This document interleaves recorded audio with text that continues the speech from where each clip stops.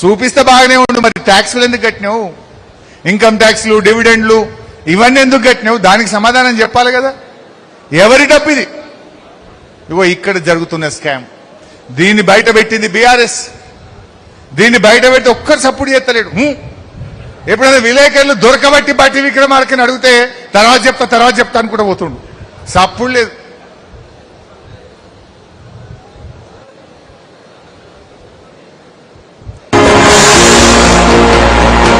ఇప్పుడు నేను చెప్పింది ఏంటంటే అయితే ఇందులో ఒక విషయం, ఒక 40 లక్షల టన్నులు.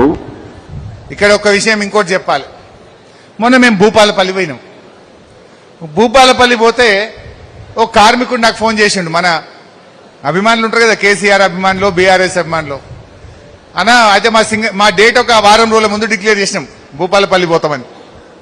మేము భూపాలపల్లి పోతామనగానే బయటకే లారీలలో బొగ్గు తెచ్చి ఆ మట్టి కుప్పలు ఉంటాయి చూసినారు, ఏది మన ఓబీ మట్టి, దాని మీద బొగ్గు వేరుస్తారు. మీద ఒక లేయర్ బొగ్గు వేర్చి ఎట్లా హరీష్ రావు ఈసారి వస్తాడేమో చూస్తాడేమో ఆయనతో అది దూరంకెళ్ళి చూపించి ఇదంతా బొగ్గే అని చెప్పుదామని. ఆ కార్మికుడు ఏం చేసి నాకు మొత్తం వీడియో తీసి పంపిండు. ఆ కార్మికుడు మొత్తం వీడియో తీసి నాకు పంపిండు. గా వీడియో ఇప్పుడు మీకు చూపిస్తా.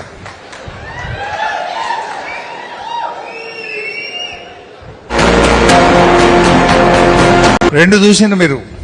యువతలేమో నేను పోయినా నన్ను RG2కు పోనీయలే. మా ఈశ్వరన్ ఏం చేసిన రోజు మబ్బులు లేచిపోయింది. ఆడికి పోతే ఈశ్వరన్న చూస్తుంటే ఆడ బొగ్గు లేదు, ఏం లేదు, ఉత్తదే మట్టి కుప్పలు షెల్లు తప్ప. యువతలదేమో భూపాలపల్లిలో టిప్పర్లలో బొగ్గు తెచ్చి పోస్తున్నారు, చూసారు ఆ కుప్పలకు వేరుస్తున్నారు. అది యువతలది. ఇది దొరికిన దొంగ. అందుకే ఇలా సపోర్ట్ చేస్తలేరు, నిన్ను నన్ను బోనిస్తలేరు. ఇప్పుడు ఇదంతా ఎందుకే? ఈడ శ్రీరాంపూర్ వాళ్ళు ఉన్నారు, ఈడ మందమర్రి వాళ్ళు ఉన్నారు. శ్రీరాంపూర్లో 4 లక్షలు చెప్పినట్టు, మందమర్రిలో 5 లక్షలు. ఇప్పుడు అది ఉన్నదా లేదా తెలియనిగా. సింపుల్ కుల్లం కుల్ల. ఇప్పుడు మా శ్రీరాంపూర్లో మా దివాకర్ అన్న, మా కార్మికులు, మా TGB కేసు ప్రతినిధులు GM దగ్గర పోండి. GM గారు నువ్వు 5 లక్షలు ఉందన్నావు కదా, చూద్దాం పాను. మరి చూపించాలి కదా, ఉంటే ఎందుకు భయపడాలి? లేదు మందమర్రి మా కోవలకి లక్ష్మక్కనో లేకపోతే మా సుమన్ను తోలుకొని కార్మికులు పోండి, GM దగ్గర కూర్చొని చూపి బై అని చెప్పుర్రి, దరఖాస్తు పెట్టుర్రి, అప్లికేషన్ పెట్టుండ్రి, చూపిరా బై బొగ్గు అని. చూపిస్తాడా? లేదు బొగ్గాడ. ఇగో ఇది ఇక్కడ సింగరేణిలో జరుగుతున్నటువంటి అవకతవకలు. ఈ రకంగా సింగరేణిని ఆగం పట్టిస్తున్నటువంటి పరిస్థితి. ఇక ఇది ఇంకా ఇంట్రెస్టింగ్, మీకు మంచిగా అర్థం కావాలి. ఇది మార్చలే తమ్మి, అలా లేటెస్ట్ 4 కరెక్ట్. ఇప్పుడు ఏమంటుండ్రే సింగరేణి వాళ్ళు, మీ GM ఒక ఆయన రామగుండం ఆయన నేను పోయి రాగానే ఒక వీడియో రిలీజ్ చేసిండు. GM రామగుండం ఒక వీడియో రిలీజ్ చేసిండు. ఏ బొగ్గు మొత్తం ఉన్నది, స్టాక్ ఉన్నది, ఏం తిప్పలేదు, బొగ్గు ఎక్కడ పోలే, ఫుల్ స్టాక్ ఉన్నది బొగ్గు అని రామగుండం GMను బహుశా పైకెళ్ళి అధికారులు ఒత్తిడి తెచ్చిండ్రేమో, ఆయనను బలి చేసిండ్రు. రేపు డెఫినెట్ గా మేము వచ్చినాక మళ్ళీ ఎంక్వైరీ చేస్తాం.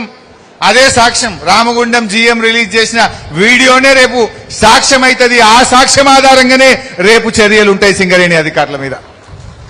అయితే ఆ GM ఒక వీడియో ఇచ్చిండు, బొగ్గు ఫుల్ ఉన్నది బై, బొగ్గు ఎక్కడ పోలే, స్టాక్ ఫుల్ ఉన్నది అన్నాడు. ఇక్కడ సింపుల్ క్వశ్చన్, ఇది నాది కాదు, coal India as per CEA అంటే సెంట్రల్ ఎలక్ట్రిసిటీ అథారిటీ. మా జర్నలిస్టులకు కూడా చెప్తున్నా, మీరు కూడా పోయి వెబ్సైట్లో చూడొచ్చు. ఇది నా సొంత కవిత్వం కాదు, నా కాగితం కాదు. ఎవరన్నా గూగుల్లో పోయి CEA వెబ్సైట్లకు పోతే ఆ వెబ్సైట్లోనే ఏ థర్మల్ విద్యుత్ కేంద్రంలో ఎంత బొగ్గు ఉన్నది అని చూపిస్తుంది.